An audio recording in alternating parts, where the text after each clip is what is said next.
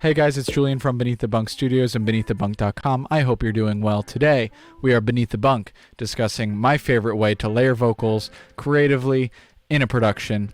Let's get into it. So here we are in a Pro Tools session. This is a song called Stare from my solo project called Poems of Sorts. This is the hook. It sounds a little bit like this. Link in the description to the full song if you want to hear it.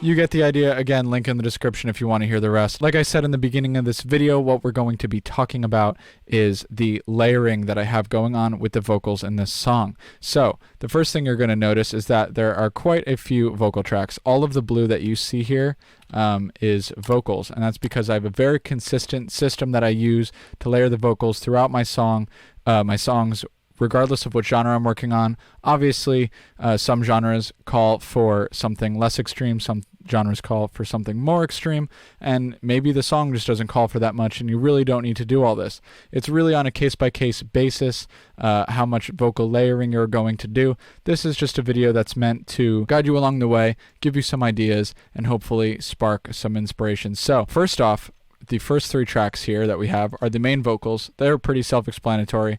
Just the main center vocals that are supposed to be at the forefront of the production. And then next up, we have the dubs. Those are a little bit less self-explanatory. What these are separate performances of every vocal part in the song, and that's pretty much it. It's the exact same, like this melody, how it sounds here. You were counting down the time for you could let me go. And then that is the exact same part as this. You were counting down the time for you could let me go. So both the dubs and the mains are singing the same thing. However, they are different performances. It's not the same thing duplicated. And the only difference between the dubs and the mains, at least the center dubs anyway, is that I have an instance of waves, double or two, on the dubs. And the direct channel is off, meaning that the main vocal going down the middle that you would otherwise hear is not being played. Instead, all you're hearing is the red and the purple channels, and those are on the sides. So you have the artificial double that it's creating for the left and the artificial double that it's creating for the right.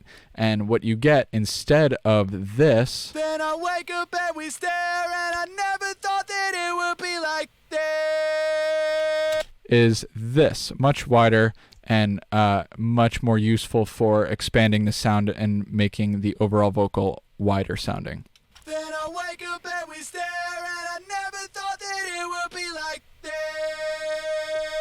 So like I said, these dubs are going throughout the entire song, I think except for one part. For really intimate things, for spoken word, for anything that really is important to have one center vocal just going without any weird layers that you could hear in the background, I won't use this. But in this case, for most of the song, except for the bridge when it gets really soft, I do use the center dub with the doubler plugin. So far we've talked about the main vocals, all of which are spread out across these three tracks. We've talked about the center dubs with the waves doubler that's going throughout all the parts of the song except for the really quiet ones. Now let's talk about the left and right dubs. The left and right dubs are the exact same thing as the center dubs, except they are two additional performances. So right now we have four separate performances of vocals, at least in some parts.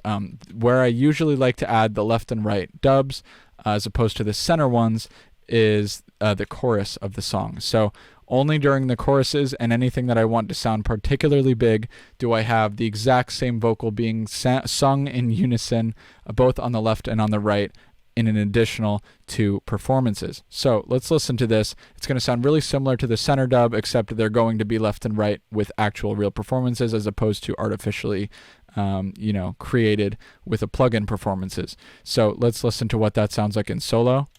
Breaking your fingers through my hair. Then I wake up and we stare, and I never thought that it would be like this. And then once you add the center vocal dub in, it sounds like this. Breaking your fingers through my hair. Then I wake up and we stare, and Sounds a little bit phasey and weird in solo. I don't think it does in the context of the mix, though. Remember, it doesn't matter what anything sounds like in solo. It's what it sounds like in the mix. So if you think that sounds phasey and crappy, I don't really care even a little bit. So now we're on to the vocal harmony in the center. And what I did with this was, it's a low octave harmony. First of all, that sounds like this. Raking your fingers through my hair.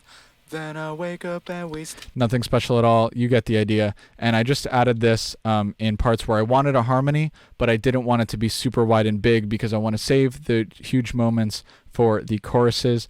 So you'll see these harmonies in the verse, in the bridge, and also in the other verse. Just going right down the middle, being kind of subtle and adding a little bit of body without making it too big, because like I said, you want to reserve that oomph for the chorus. Now let's move on to the hard panned harmonies, left and right. This is two separate performances, so each side, the top here and the bottom here, those are two separate performances, just like with the dubs when I was talking about earlier.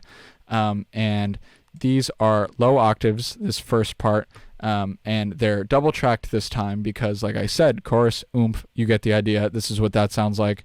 raking your fingers through my hair. Then I wake up and we stare, and I never thought that. They sound pretty tuned, pretty T-Painy. I don't care because they serve their purpose well in the mix. They do what I want them to do, and in the context of the mix, it does not sound like T-Pain is singing backup vocals. Nobody wants that, except sometimes maybe you want that. I don't want that in this case. Now we got another harmony that sounds like this. Raking your fingers through my hair. Then I wake up and we stare, and I never thought that it would be like. So some falsetto, higher stuff. We also have another harmony like this.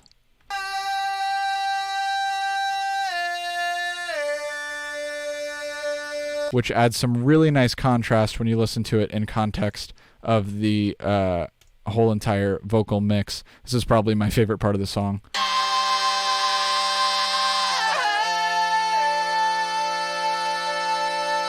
I love the way all that pushes together. I think it's really nice. But anyway, what I want to portray to you in this part of the video is that for every harmony part in the chorus anyway, not for the rest of the song, I have double tracked harmonies. There's not a single harmony except for in the verses when I do the low octave that is not double tracked. And I really like to do it that way because I like to have really lush vocal layering, and it's really hard to pull that off quite as well if you only have one performance of the vocal harmony. You can do it, but I prefer the way it sounds when you have the extra vocals there. Alright guys, that's all I got for today. I really hope you enjoyed this video. If you did or if you didn't, let me know down below. If I helped you out, let me know down below.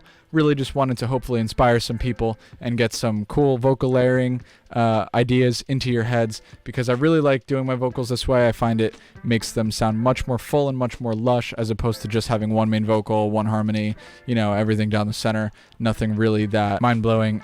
You know, just add a little bit more oomph to everything and make it sound a little bit more polished. So like I said, that's all I got. I really hope you enjoyed this video, and I'll talk to you later.